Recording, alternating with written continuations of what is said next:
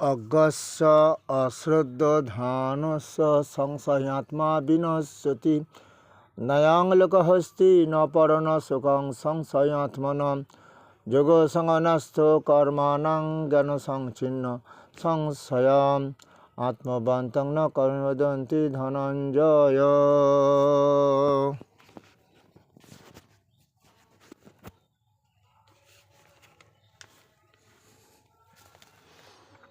तस्मात् ज्ञानसम्भूतं हि सज्ञानासिनमात्मन चित्त न संशयं योगमातिष्ठ तिष्ठ भारत।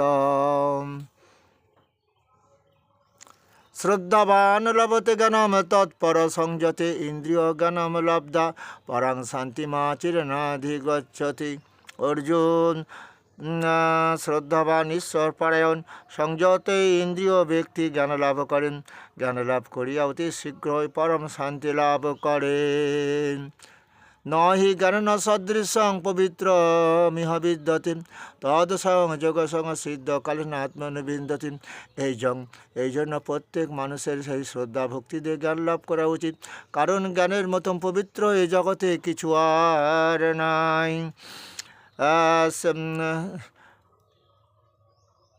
হে অর্জুন, তাই তোমরা কি করবে? কর্মযোগে সিদ্ধি লাভ করে যথাকালে আপনা হতে আত্মাতে আত্মজ্ঞান লাভ করিবেন। সেই জন্য অজ্ঞ কিন্তু আমার প্রতি যাদের বিশ্বাস নেই, আমার প্রতি যাদের শ্রদ্ধা ভক্তি নেই, যারা আমি তিলকের ঈশ্বর বলে ভজনা করেন, অবজ্ঞা করেন এবং তার দেহের মধ্যে যে আমি রয়েছি আত্মারূপে সেটুকু বিশ্বাস করে না, ওই যে অর্জুন সর্বস্ব চহং হৃদি সন্নিবিষ্ট মত্ত স্মৃতি জ্ঞানমপহঞ্চ বেদৈস্য সর্বরহমেব বেদ্য বেদান্ত কৃত বেদে বিদেব চহম। আমি সমস্ত জীবের মধ্যে আত্মারূপে অবস্থান করছি অর্জুন, তাদের স্মৃতিশক্তি জ্ঞান আমি দান করেছি এবং আমি বেদান্ত কর্তা, আমি বেদবিদ। এটা যারা বিশ্বাস করতে পারছে না, যারা আমি যে তিলকের ঈশ্বর অথবা পিতাহ হমস্য জগত মাতা ধাতা পিতামহম বেদং পবিত্রং অঙ্কার ঋক সম যোজুরে বচ। আমি দেব এই জগৎবাসীর পিতা মাতা, আমি বিধাতা, আমি পবিত্র অঙ্কার, আমি ঋক্সাম যজুর বেদ অথর্ব বেদ। যারা এটা ভজে না এবং আমাকে মানে না, অবজ্ঞা করে অর্জুন, তারা তো ইহলোকে সুখ পায় না, শান্তিও পায় না। মৃত্যুর পর তারা কি করে মোক্ষ লাভ করবে অর্জুন? পুত্রের হস্তে পিণ্ড খেয়ে। তাই তুমি একথায় বিশ্বাস করো না। তাই হে ধনঞ্জয়, যিনি যোগের দ্বারা কর্ম সকল ঈশ্বরে সমর্পিত করেছেন এবং জ্ঞানের দ্বারা সমুদয় সংশয় ছেদন করেছেন, এইরূপ আত্মবান ব্যক্তিকে কর্ম সকল কোনোদিন আবদ্ধ করতে পারবে না। তস্মাৎ জ্ঞানসম্ভূতং হিসাম জ্ঞানাসিন আত্মনা চিত্তন সংশয় যোগমাতিষ্ঠ তিষ্ঠ ভারত।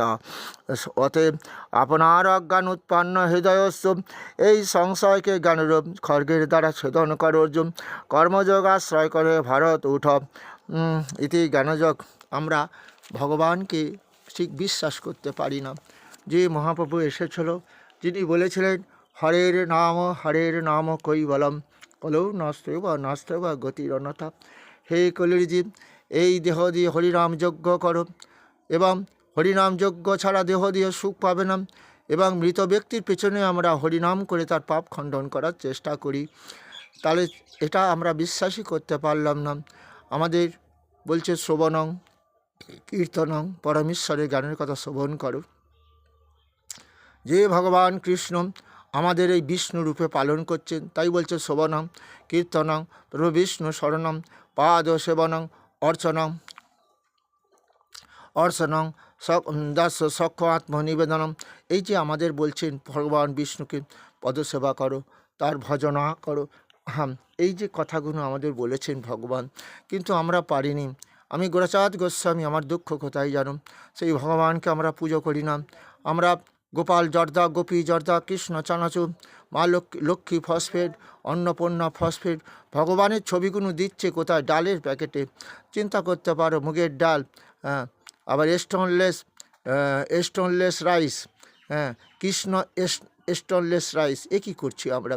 তাই মহাপ্রভু বলেছে, সকলে বিষয়ে মত্ত, নাহি জানে কৃষ্ণ তত্ত্ব, ভক্তি শূন্য হইল অবনীন। তাই পৃথিবীর বুকে আমরা দেখতে পাচ্ছি আজকে শ্রদ্ধা ভক্তিহীন হয়ে গেল। যে ভারতের সনাতন ধর্ম, কবি বলেছিলেন, বল বল বল সবে শতবেণু বিনা রবে, ভারত আবার জগতের শ্রেষ্ঠ আসন লবে।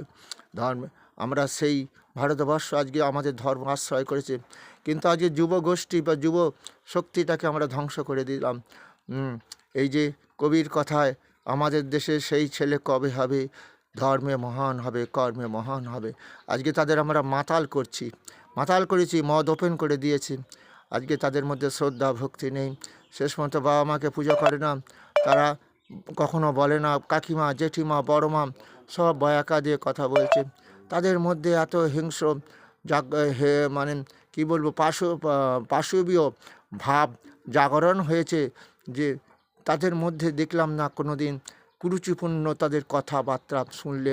সেই একটা কথা আছে, যার মুখে ভাই হরি কথা নয়, তার মুখ পানে তুমি চেও না। কত কত চাবো না, কত কানকে আমরা আবদ্ধ করে রেখে দেবো। খিস্তি খেউর, হরিনামে যাচ্ছি, গীতা ভাগবত পাঠ করছি, সেখানেও খিস্তি। মঞ্চ তৈরি করছে, সেখানে খিস্তি। আবার তাদের যদি বলি যে তোরা খিস্তি দিচ্ছিস কেন, তোরা বলছে কই কিছু তো না, কারণ ওদের একটা মাতৃভাষা হয়ে গেছে। এ কী হলো?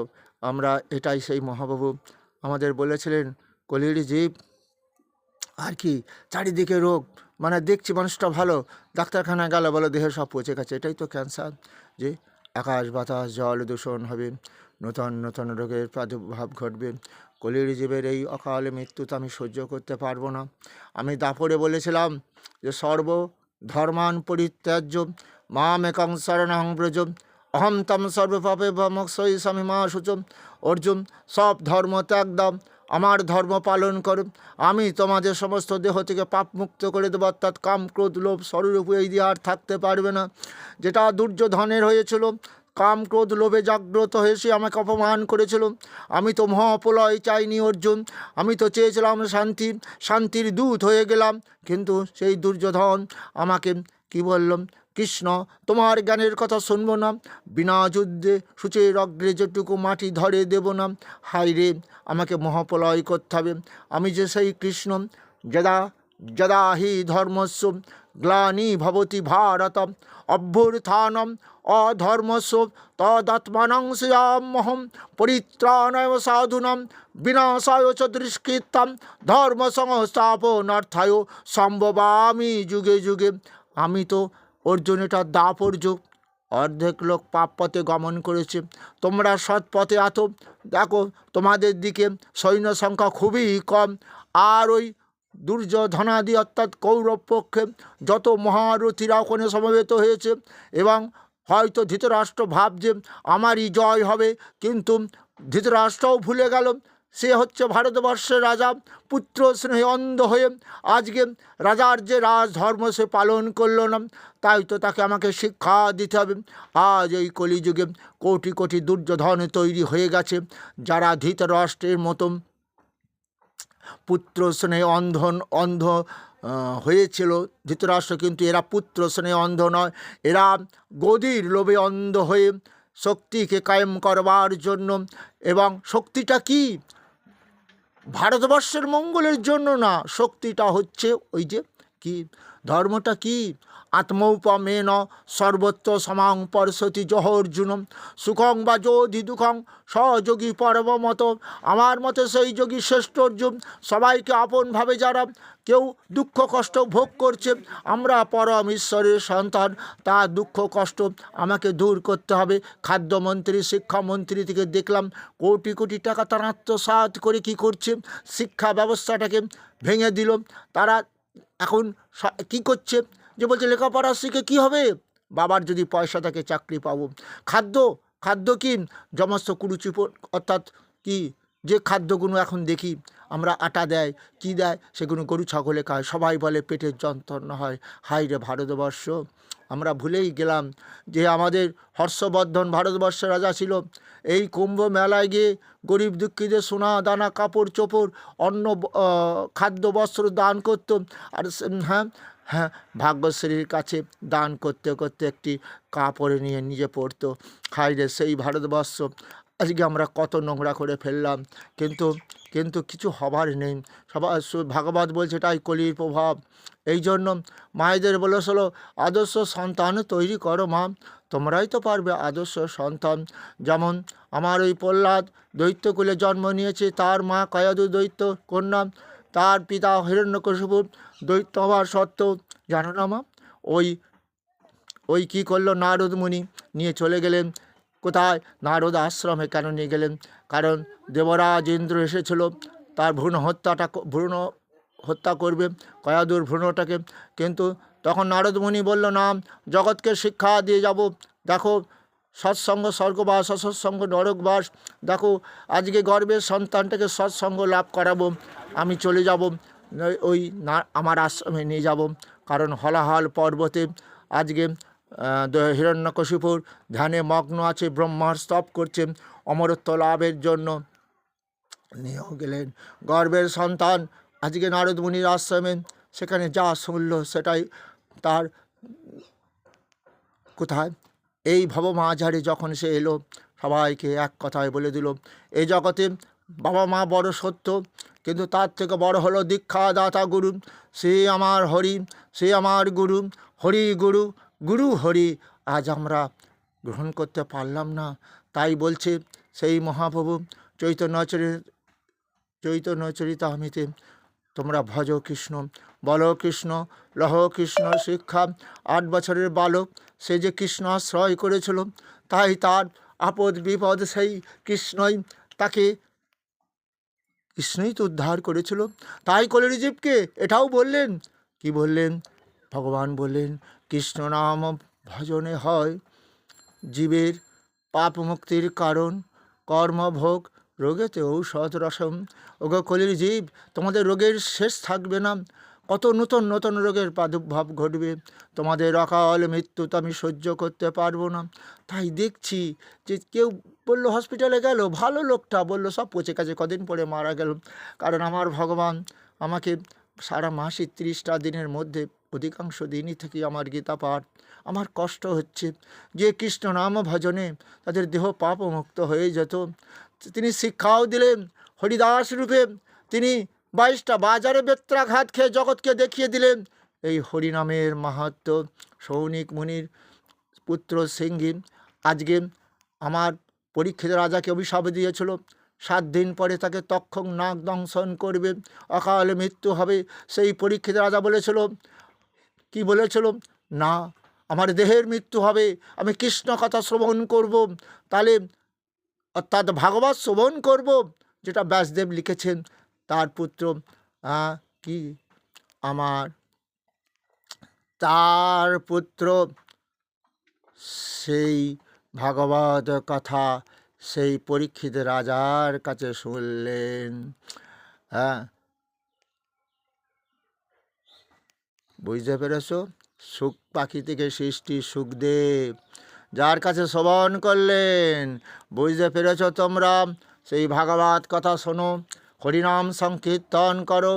তাই ভগবান বলেছিল জন্ম কর্ম চ দিব্যমেবাং যবেত্তি তত্তত ত্যাক্ত্বাং দেহং পুনর্জন্ম ন মামেতে সর্জুন। আমার জন্ম কথা দৈবলীলা যারা শ্রবণ করবে, তারা মৃত্যুর পর এই দেহের আত্মা আমার বৈকুণ্ঠ লাভ করবে। তাই তো আমাদের ভগবানের লীলা কথা শ্রবণ করতে হবে, মহাপ্রভুর দেওয়া কৃষ্ণ নাম হরিনাম গাইতে হবে।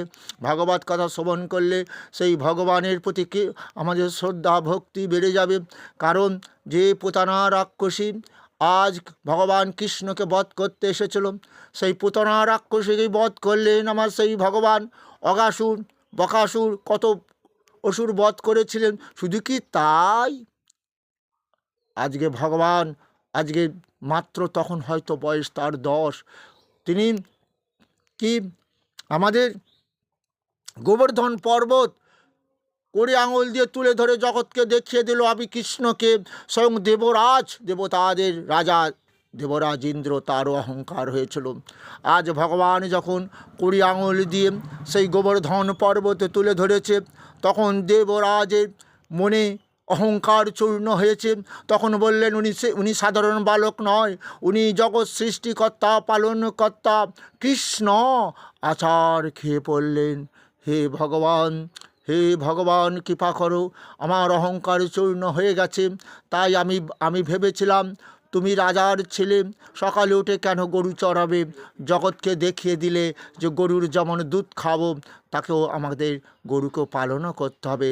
তাই তিনি ওই যে তার প্রণাম মন্ত্র, ওং ব্রাহ্মণ দেবায় গো ব্রাহ্মণ হিতায় চ জগদ্ধৃতায় প্রভু শ্রীকৃষ্ণায় প্রভু গোবিন্দায় নমো নমঃ। তুমি গরু বাছুরের মঙ্গলকর্তা, তুমি ব্রাহ্মণের মঙ্গলকর্তা, তুমি জগৎ পিতা জগৎ গুরু। হে কৃষ্ণ, পাপ কর্মাহং পাপাত্মা পাপ সম্ভবম ত্রাহি মাং পুণ্ডরীকাক্ষ সর্ব পাপ হরাও হরিম। হে প্রভু কৃষ্ণ, করুণার সিন্ধু দীনবন্ধু জগৎপতে গোপেশু গোপিকা কান্ত মাতা রাধা কান্ত নমস্তুতে। ঈশ্বর পরমা কৃষ্ণ সচ্চিদানন্দ বিগ্রহ অনাদিরাদি প্রভু গোবিন্দ সর্বকারণ কারণম। এই মন্ত্রটা খুব কঠিন লাগছে। হে কৃষ্ণ করুণার সিন্ধু দীনবন্ধু, এ জগতে এসে যে সকল আমি পাপ কর্ম করেছি, আমার জ্ঞানে অজ্ঞানে সেই সকল পাপ খণ্ডন করে দাও। হে প্রভু কৃষ্ণ, তোমার শ্রীচরণ আমাকে আশ্রয় দাও। সেটাই তো হরে শব্দের অর্থ হরণ করবো। এ যাবত তোরা এই দেহ দিয়ে যত পাপ করেছি, আমি তো সেই কৃষ্ণ। তারপরে যেটা বলেছিলাম, সব ধর্ম ত্যাগ দিয়ে আমার ধর্ম পালন কর। ওরে তোরা কি জানিস না, আশ্রয় করিয়া ভজ শ্রী গুরুর চরণ, যাওতে মেলে ভাই কৃষ্ণ প্রাণধন। যে কৃষ্ণ তোদের প্রাণ, তোরা ধনের কাঙাল হয়ে গেলি। তাই হে কলির জীব, ধন চিন্তা করতে করতে তোরা আমাকে ভুলে গেলি। শ্রদ্ধাবান লভতে জ্ঞানম তৎপর সংযতে ইন্দ্রিয়, জ্ঞানম লব্ধা শান্তি মাচিরেনাধিগচ্ছতি। ওরে আর দেহ দিয়ে কত পাপ করবি? শ্রদ্ধাবান লভতে গণম, সনাতন ধর্মের দেবদেবতা পূজা করতে হয়, শ্রদ্ধা ভক্তি দিন, আর পঞ্চ ইন্দ্রিয় সংযম করতে হয় রে। ঠাকুরের কাছে কিছু চাইতে হয় না। সে যে পিতাহ হমস্য জগত মাতা দাতা পিতামহ বেদং পবিত্র ওঙ্কার ঋক সামযোজের বচম। হে অর্জুন, এই জগতের যত জীব আছে আমারই সৃষ্টি, আমি তাদের পিতা মাতা রূপে সৃষ্টি করেছি। তাহলে কি আমি তাদের জন্য চিন্তা করব না? আমি তো সেই কৃষ্ণ। এই জন্যে আমি কি করি? তপা মহামহং বর্ষং নিগৃহীণমস্যামি চ অমৃতং চৈব মৃত্যুস্য সচ্চাম অর্জুন। আমি কলিযুগে অমৃত নই, আমি ধ্বংসের কারণ হব। আমি কি করব? আমি সূর্যরূপে তাপ দান করি, বৃষ্টি আকর্ষণ করি। মানে বুঝতে পেরেছ? সূর্যের তাপে জলীয় বাষ্প হয়, সেই জলীয় বাষ্পগুলি মেঘ সৃষ্টি করে ধরিত্রীর মাতার বুকে বৃষ্টি দান করিয়া থাকে আমি। কিন্তু কলিযুগে পারবো না। 12টা সূর্যের সময় আমাকে তাপ দিতে হবে। তো আকাশ বাতাস জল দূষণ হবে, মেঘ হবে, গর্জন হবে, বৃষ্টি হবে না। যখন হবে তা ছাড়বে না। এর ফলে ক্ষেত ফসল শূন্য হবে, দাদাও দিতে পারবে না, দিদিও দিতে পারবে না। আমরা আর খাঁটি সর্ষের তেল কোনো দিনই খেতে পারবো না, কারণ আস্তে আস্তে সবতে চলে যাচ্ছে। ক্ষেত ফসল শূন্য, গাভী দুগ্ধ শূন্য, নদী জল শূন্য। শুনতে পেয়েছ?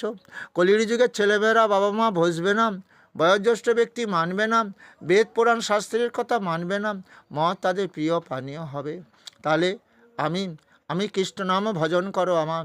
অতি বলেছি, অতি দুরাচার পাপী ব্যক্তিও যদি অর্জুন, অর্থাৎ অপি চেদ সুদূরাচার ভজতে মামান্য ভাব সাধুরে বস মন্তব্য সমগ ব্যবসিত হি সব ক্ষিপ্রং ভবতি ধর্মাত্মা সচ্ছন্তে নিগচ্ছতে কন্তয়পতি জানহীনমে ভক্ত পরস্বতী। আমি বলিনি অতি দুরাচার পাপী ব্যক্তি ও যে আমারই সন্তান পাপ করতেই পারে।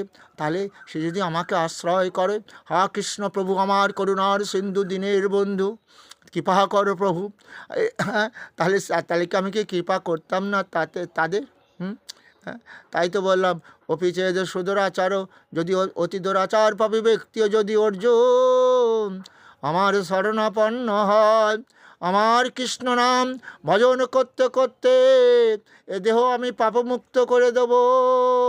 ও যে আমার ভক্ত হয়ে যাবে, সাধু ব্যক্তিতে পরিণত হবে। আমার এই ভক্তকে কেউ কোনো দিন বিনাশ করতে পারবে না। দাপরে যে কথাটা বললেন, আজকে কলিতে তো সেটাই দেখিয়ে দিলেন জগাই মধাইকে দিয়ে।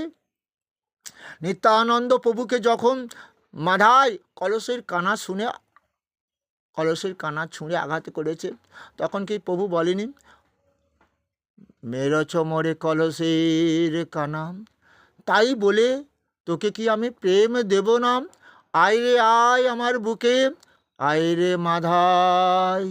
বলেনি ভগবান? তাদের অমর করেনি? বলো বলো সব। আজকে সেই করুণার সিন্ধু দীনের বন্ধুকে তোমরা চিনতে পারলে না। আমাকে এখনও দেখতে হয় শঙ্কর, ভগবান শঙ্কর চানাচুরের প্যাকেটে কাপড় পরবো, কাপড়েতে সেই ভগবান কৃষ্ণের ছবি। সকলে বিষয় চিন্তা করছে, ভগবানকে নিয়ে ব্যবসা করবে, তাই ভগবান দুঃখ করে বলেছে সকলে বিষয়ে মত্ত, নাহি জানে কৃষ্ণ তত্ত্ব, মুক্তি শূন্য হইল অবনী।